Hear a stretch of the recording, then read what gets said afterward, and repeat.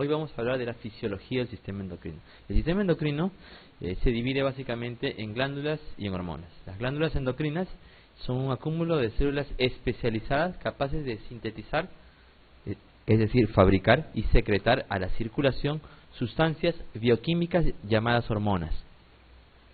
¿Qué son las hormonas? Son sustancias químicas sintetizadas y secretadas por las glándulas endocrinas que viajan por el sistema circulatorio y van a ejercer efectos bioquímicos en las células blanco o efectoras que se encuentran a distancia de la glándula endocrina. Esto es lo que se le llama hormonas al sistema endocrino. También existe un sistema paracrino, un sistema autocrino, pero más o menos son así. Son sustancias bioquímicas, señales químicas que van a actuar en un órgano efector. Este es las glándulas clásicas del sistema endocrino. Tenemos el hipotálamo, como vemos acá, tenemos la glándula hipofisiaria o pituitaria, tenemos la glándula tiroidea y las paratiroides que se encuentran por detrás de ella. Tenemos las glándulas adrenales, el páncreas, tenemos los ovarios y los testículos. En los varones los testículos y las damas ovarios. No se olviden que muchos tejidos también tienen una función endocrina. Por ejemplo, ¿conocen algún otro tejido que tenga alguna actividad endocrina?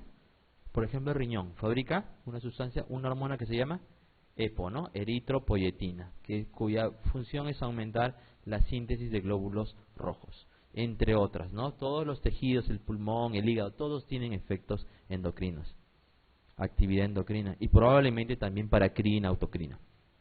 Muy bien, las hormonas son de varios tipos, como vemos acá. Acá son hormonas que provienen de proteínas, que son proteínas directamente, como la hormona de crecimiento. Es una hormona muy grande, es una proteína, una molécula muy grande, ¿ya? Por eso es que es tan costosa, ¿ya? Es una molécula muy grande, difícil de sintetizar. Hay hormonas peptídicas, por ejemplo el ACTH, que proviene de la escisión de una macromolécula. Y hormonas un poco más pequeñas, ¿no? Que son producto de la activación de algunos, o modificación, perdón, de algunos aminoácidos, como por ejemplo la hormona T4, la tiroxina. Tenemos las hormonas derivadas del colesterol que le llamamos esteroideas, como por ejemplo el cortisol o como por ejemplo el 1,25-dihidroxivitamina D, más conocido como calcitriol o vitamina D activa. Ya tenemos las hormonas aminoácidos, que son aminoácidos modificados, como por ejemplo epinefrina o adrenalina, y aminoácidos que se juntan, que se agrupan y forman tripéptidos, como por ejemplo la hormona liberadora de tirotropina. También hay ácidos grasos que van a modificarse y van a actuar como hormonas, como por ejemplo retinoides e eicosanoides. Las hormonas van a actuar sobre receptores. Ustedes en las clases de bioquímica que tuvieron en pregrado recuerdan, ¿no? Que las hormonas, que las sustancias químicas actúan sobre receptores. Nada ingresa a las células así por ósmosis. Eso del ósmosis no existe. Todo ingresa por transportadores y actúa por receptores. Los receptores hormonales son de varios tipos. Tenemos receptores transmembrana, como por ejemplo los receptores de insulina, de hormona de crecimiento, prolactina, y receptores asociados a proteína G. ¿Ya? Estos receptores transmembrana, que tienen 7 dominios transmembrana, constituyen la mayor familia de proteínas receptoras. Miren, va a constituir aproximadamente un 1% de todo el genoma humano, para que vean la importancia de estas proteínas, como por ejemplo los receptores de vasopresina, serotonina, histamina, adrenalina, noradrenalina, calcitonina, glucagón, paratormona. Y tienen como característica tener el AMP cíclico como segundo mensajero. Es decir, estos receptores asociados a proteína G, que cuentan con 7 hélices, 7 dominios transmembrana, van a tener como un segundo mensajero el AMP cíclico. Muy bien, y tenemos la familia de receptores nucleares, como por ejemplo los receptores de hormonas esteroideas, la testosterona por ejemplo, el P4 o progesterona, el cortisol, o derivados de la vitamina A, vitamina D y las hormonas tiroideas. Esto es un diagrama de más o menos cómo son estos receptores. Miren, esta es una Digamos, esta es una hormona esteroidea, la progesterona, ingresa, se une a un receptor nuclear, va a unirse a la zona donde actúa en el genoma de la célula y va a tener como un efecto la producción de un gen efector o gen objetivo, ¿ya? Luego se produce el RNA y la proteína. Esto es el efecto hormonal. Pero también tenemos hormonas que van a actuar como esta, la hormona IGF-1, que va a actuar sobre un receptor de proteínas, como lo hemos visto hace un momento, ¿ya? Va a actuar igual, va a activar ciertos pasos metabólicos, ciertas cascadas metabólicas que van a llegar finalmente al núcleo y van a hacer que se fabrique una proteína, un efecto en la célula efectora. Y aquí tenemos un ejemplo de estos receptores transmembrana que van a activar proteína G y van a tener como un segundo mensajero al AMP cíclico. Muy bien, también por otra cascada de actividades bioquímicas va a llegar a una zona en el genoma de la célula y va a tener un efecto, ¿ya? La producción de una proteína, ¿sí? Si entienden esto es la fisiología endocrina, ¿ya? Es una hormona que llega a un receptor, ya sea de membrana, transmembrana o ya sea un receptor nuclear, va a tener un efecto en la célula, un efecto en el núcleo, en el genoma, que se va a traducir como una proteína, ¿sí? Muy bien, podemos avanzar. Esto es más o menos cómo funciona el receptor de insulina. El receptor de insulina se une otra vez, la molécula de insulina se va a unir a su receptor, va a activar diversas cascadas bioquímicas, que obviamente no es motivo de la charla de hoy. Va a actuar diversas cascadas bioquímicas y va a llegar finalmente al núcleo, va a activar en el núcleo la fosforilación y transcripción de ciertos factores, es decir, un cambio en la expresión de genes que van a llevar a una respuesta celular. En el caso de insulina va a llevar a mitosis, a mitogénesis. Muy bien, ¿quedó claro esa parte? ¿Alguna pregunta? Como un resumen, otra vez, las hormonas son sustancias químicas que van a actuar a distancia, ¿ya? A eso se le llama el sistema endocrino. Es una glándula que fabrica hormonas, que son de varios tipos, como lo hemos visto hace un momento. Son derivadas de proteínas, que pueden ser proteínas enteras o modificadas post-traducción, como por ejemplo la CTH, ¿ya? O son aminoácidos modificados que van a tener un efecto, van a llegar a un tejido diana, a un tejido blanco, y van a ocasionar un cambio en la expresión de genes, ¿sí? Eso es la endocrinología en realidad. Muy bien, vamos a comenzar con una de las cosas más importantes para entender el eje hipotálamo hipoficiario. Muy bien, esto de acá es un dibujo, una representación esquemática del hipotálamo, ¿ya? Aquí vemos el núcleo paraventricular y el núcleo supraóptico del hipotálamo, ¿ya? Esto es la hipófisis, que está unido al hipotálamo vía el tallo hipotálamo hipoficiario, ¿ya? Esta zona se le llama eminencia media. Está en relación al quiasma óptico. ¿Se acuerdan? En pregrado nos enseñaban que los tumores hipoficiarios empujaban este quiasma óptico y nos daban problemas visuales, ¿no? Muy bien, la hipófisis tiene dos partes, un lóbulo anterior y un lóbulo posterior.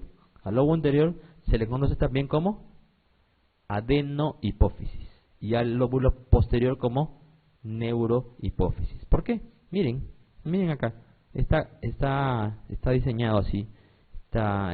Vemos que estos núcleos hipotalámicos, vía estas neurooficinas o tracto hipotálamo hipoficiario, van a transportar su contenido hormonal. Es decir, que la neurohipófisis va a funcionar básicamente como una zona de reserva, una zona en la cual llega el transporte desde estas neuronas que fabrican dos hormonas. ¿Se acuerdan cuáles? La oxitocina y la vasopresina. Muy bien.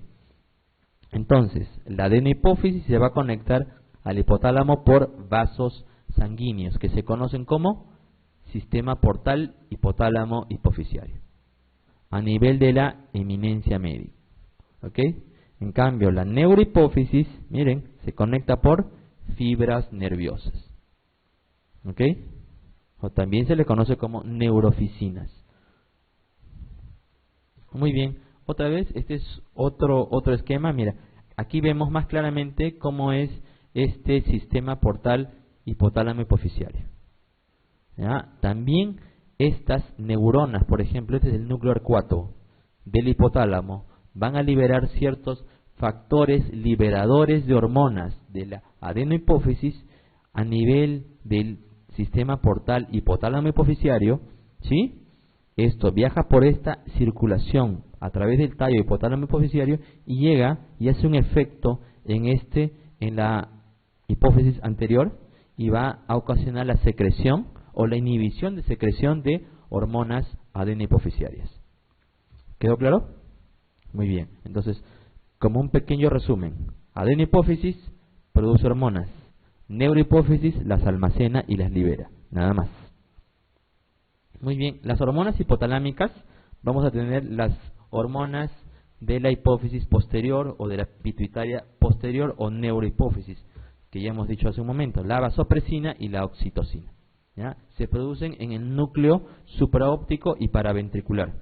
En cambio, las hormonas hipofisiotrópicas que se producen en los otros núcleos, como por ejemplo hemos visto hace un momento el núcleo arcuato, van a ser las hormonas liberadoras. Por ejemplo, hormona liberadora de tirotropina. ¿Cuál es su función? Hacer que se fabrique o que se libere tirotropina o TSH. Hormona liberadora de gonadotrofinas, que va a ser una hormona cuyo efecto es fabricar gonadotrofinas. ¿Cuáles son? FSH, LH. Muy bien. La somatostatina, ¿ya? La hormona de crecimiento o la hormona liberadora de hormona de crecimiento, el péptido u hormona inhibidora de prolactina, también conocido como dopamina, ¿ya? Y la hormona liberadora de corticotropina. Estas hormonas, otra vez, son liberadas a este nivel en el, ¿cómo se llama esto? Sistema portal hipotálamo hipoficiario, a nivel de la eminencia media. ¿Ya? Viajan por esta circulación, llegan acá adelante a la adenohipófisis y hacen que se ocasionan su función, que se fabrique o se deje de fabricar hormonas. ¿Ok? Hormonas de la adenohipófisis. Muy bien, la hipófisis, adeno y neurohipófisis se encuentra en la silla turca, que es una depresión del hueso esfenoides y está cubierta por un diafragma celar, que es un repliegue o deflexión de la dura madre. ¿Sí? El diafragma celar es un repliegue o deflexión de la dura madre. Hacia arriba tenemos el quiasma óptico, hacia abajo el seno esfenoidal y lateralmente tenemos los senos cavernosos. El tallo hipotálamo hipoficiario va a representar la cresta, la eminencia media o cinerium, tuber cinerium, eminencia media, diafragma de la fosa hipoficiaria, tallo o infundíbulo, hipoficiario, neurohipófisis, adenohipófisis. ¿Ok? Muy bien, la adenohipófisis, la embriología, miren, acá tenemos un dibujo, ya saben que las imágenes valen más que 1000 palabras. Del techo de la región oral, que pertenece al ectodermo, se forma la bolsa de Rathke. ¿Sí? ¿Se acuerdan de su clase de embriología? Muy bien, se forma la bolsa de Rathke. A la vez, el diencéfalo, el piso del tercer ventrículo, el diencéfalo, ¿ya? Va a formar el infundíbulo. Ambos se van a unir. Esta bolsa de Rathke se va a liberar del techo de la cavidad oral, ¿ya? Y van a, digamos, unirse y formar la hipófisis. Por eso es que hay una zona es ectodérmica y una zona que proviene del neuroectodermo. ¿Ok? Por eso es que la neurohipófisis es donde van a llegar las hormonas que se fabrican directamente por las neuronas del hipotálamo. ¿Qué núcleos? Núcleo supraóptico y paraventricular. Muy bien. En su irrigación de la adenohipófisis vía el sistema portal hipotálamo hipoficiario, la arteria hipoficiaria superior, que es una rama de la carótida interna. El drenaje venoso es por los senos cavernosos, los senos petrosos, el bulbo y vena yugular. Muy bien, esto por favor presten mucha atención. Esta es una de las partes fundamentales para entender lo que son los ejes hormonales. Miren, vía un estímulo al sistema nervioso central, ya sea un estímulo, una respuesta estimulatoria o inhibitoria, vía neurotransmisores, ya esto va a tener un efecto a nivel hipotalámico.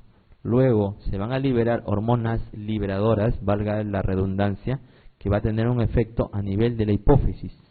La hipófisis va a liberar hormonas tróficas que van a llegar al órgano efector, ¿ya? Los cuales van a producir sustancias. ¿Cómo se llaman estas sustancias? Hormonas. Muy bien, este es el hipotálamo, la hipófisis, la glándula periférica. Muy bien, y la hormona va a tener acciones fisiológicas. ¿Ok? Muy bien, las hormonas de la adenohipófisis vamos a dividirlas en somatomamotróficas, ya, como son la hormona de crecimiento y la prolactina, glucoproteínas, ya, porque son hormonas que tienen una parte de glucoproteica, como son el TSH, FSH, LH, hormona estimuladora de la tiroides, ya, o tirotropina, o TSH, hormona estimulante de la tiroides, ¿ya? FSH, hormona folículo estimulante, LH, hormona luteinizante, y derivadas del POMC, ¿ya? Que es una macromolécula. Miren, este es el proopiomelanocortina o POMC, vía peptidasas, vía proteínas, enzimas que van a escindir ciertas zonas en esta proteína, se va a convertir en ACTH, ¿ok? Estas son las hormonas de la hipófisis anterior. Muy bien, el estímulo, por ejemplo, un estímulo del sistema nervioso central hace que el hipotálamo libere hormona liberadora de tirotropina o TRH. Eso llega a nivel de la hipófisis, adenohipófisis, y hace que fabriquemos TSH. Esta TSH viaja por la circulación periférica y llega a la tiroides y hace que fabriquemos hormonas tiroideas, ¿sí? Otra vez, ¿se acuerdan? Ese esquema con las hormonas, ¿ya? Con los receptores. Eso llega a un receptor, ya sea nuclear, ya sea transmembrana, llega y ocasiona un efecto, que ocasiona un cambio en la expresión de los genes, como por ejemplo, producir hormonas.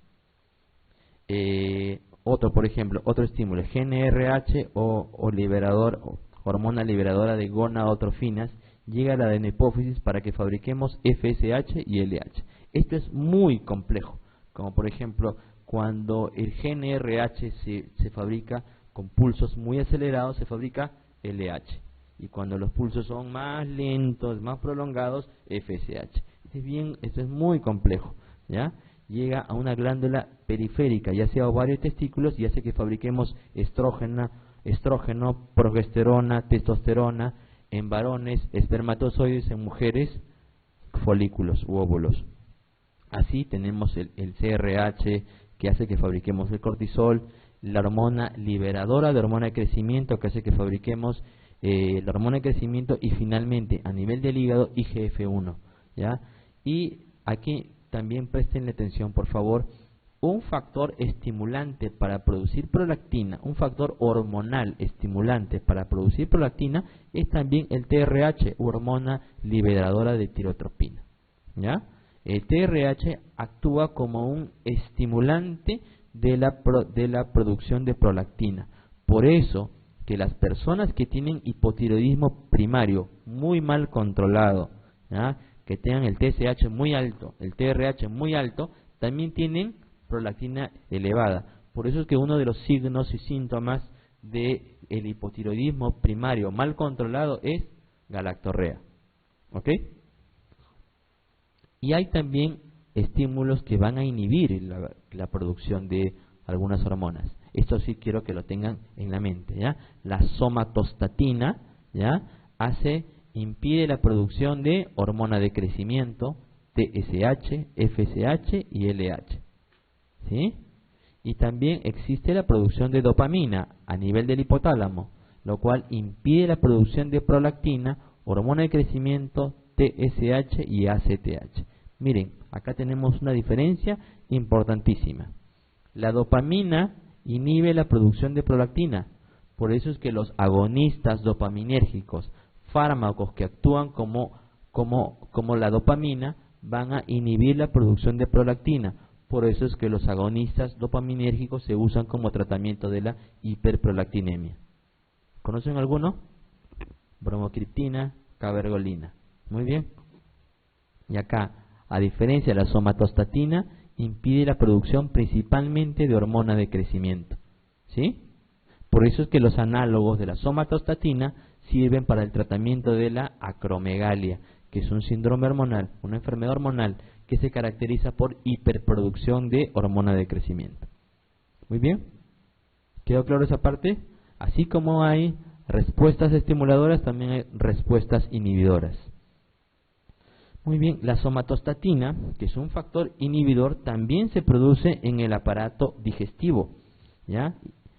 Y va a inhibir la gastrina, pepsina, el jugo gástrico y el flujo esplácnico. Por eso es que los análogos de la somatostatina, como por ejemplo el octreotide, se pueden usar como inhibidores del sangrado intestinal. A nivel del páncreas, las células delta del páncreas, de los islotes pancreáticos, van a inhibir la producción de insulina. Las células delta del páncreas también fabrican somatostatina. Y la acción de la somatostatina a nivel pancreático es inhibir la producción de insulina y glucagón. ¿Ok? Muy bien. Para que vean lo complejo, lo complicado que es el sistema endocrino. Muy bien. Esto es un overview, una visión general de cómo es que funcionan las hormonas. Quiero que tomen esto. Miren, por ejemplo, a nivel del hipotálamo fabricamos, miren, esto es a nivel hipotalámico, a nivel hipofisiario, ¿ya? Y esta es las glándulas efectoras, ¿ya? Miren, a nivel del hipotálamo fabricamos GHRH, u hormona liberadora de hormona de crecimiento. Esto viaja a nivel del sistema hipotálamo hipofisiario, el sistema portal hipotálamo hipofisiario, a nivel de la eminencia media, ¿ya? Eso llega a la adenohipófisis, hace que fabriquemos GH, hormona de crecimiento. Esto llega al hígado, hace que fabriquemos factor de crecimiento similar a la insulina, más conocido como IGF-1, ¿ya? Y esto llega a muchos tejidos y ocasiona, por ejemplo, crecimiento de los huesos largos en los niños que están en crecimiento. Si fuera en una persona que ya ha crecido, ocasiona crecimiento en los huesos, pero de forma más volumétrica. Muy bien. Hay varios síndromes que se van a caracterizar, varias enfermedades hormonales que los vamos a catalogar por su nivel de lesión.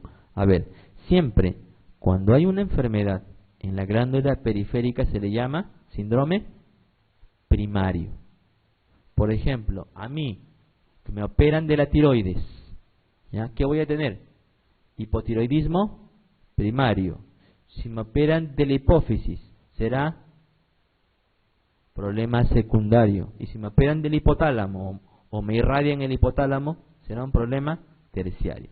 Cuando el problema es en la glándula periférica, a una mujer, por ejemplo, tuvo una infección por un aborto séptico y le quitan los ovarios, tendrá un problema primario, porque es la glándula periférica, el órgano efector, ¿sí? Y si lo operan de la hipófisis, será un problema secundario. Y si es del hipotálamo, problema terciario. No se olviden. Muy bien. A ver, vamos a ver la hipofunción primaria. Por ejemplo, cuando hay hipofunción primaria, es decir, el órgano periférico, el órgano objetivo, no está cumpliendo con su función, lo que ocurre es que no se hace la producción de la hormona, está apagado, ¿sí? Entonces las hormonas las vamos a encontrar disminuidas. Por ejemplo, en el hipotiroidismo primario, otra vez un ejemplo conmigo, me operan de la tiroides, entonces no voy a tener T4 ni T3. Si me miden eso en la sangre me van a encontrar eso disminuido, ¿ok? Muy bien, pero la hipófisis no se da cuenta, no tiene ojos, ¿sí? No se da cuenta. Se da cuenta porque bioquímicamente ocurre un feedback negativo, retroalimentación negativa. Se da cuenta que no hay la molécula que le ocasiona este feedback. Entonces, va a aumentar la producción de TSH, ¿sí? Ese es lo típico. Cuando vemos un problema primario, vemos que la hormona está disminuida y su hormona tirotrópica o hipofisiotrópica está elevada.